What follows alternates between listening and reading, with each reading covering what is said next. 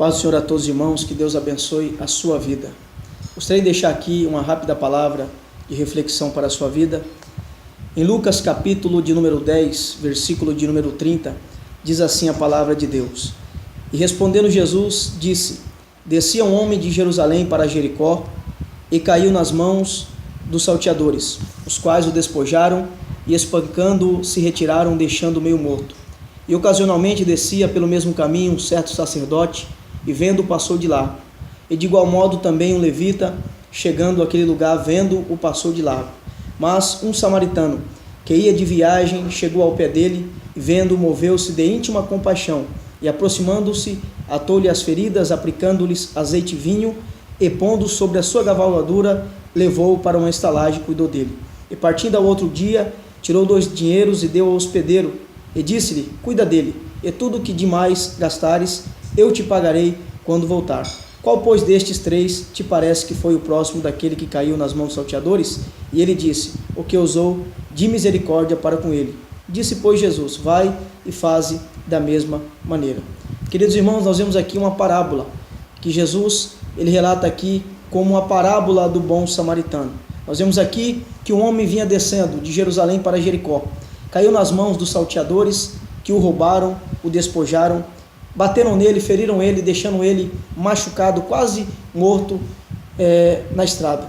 E vemos que pela mesma estrada vinha descendo um sacerdote. O sacerdote, quando viu aquele homem machucado, a Bíblia diz que ele passou de largo, ou seja, em outras traduções, ele passou do outro lado da rua.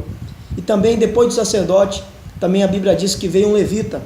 E a história diz que o levita, olhando aquele homem machucado, ele também passou de longe, ou seja, do outro lado da rua. Mas a Bíblia vai dizer que um certo samaritano, passando ali pelo caminho, quando viu aquele homem, a Bíblia diz que ele se moveu de íntima compaixão, chegou perto dele, prestou-lhe socorros. A Bíblia diz que atou-lhe as feridas, ou seja, enfaixou as suas feridas, aplicando azeite e vinho. Pegou aquele homem ferido, olha o que o samaritano fez, colocou em cima da sua cavalgadura, do seu animal, levou aquele homem machucado para uma estalagem, cuidou dele, pagou as suas despesas, e ainda diz: aquilo que ele gastar mais, quando eu voltar, disse ele para o hospedeiro, eu pagarei. Aí Jesus pergunta para aquele doutor da lei: qual desses 3, o sacerdote, o levita ou o samaritano, foi o próximo daquele homem? E aquele diz: aquele que usou de misericórdia. Então nós vemos, querido, aleluia, que Jesus aqui quer nos mostrar algo importante.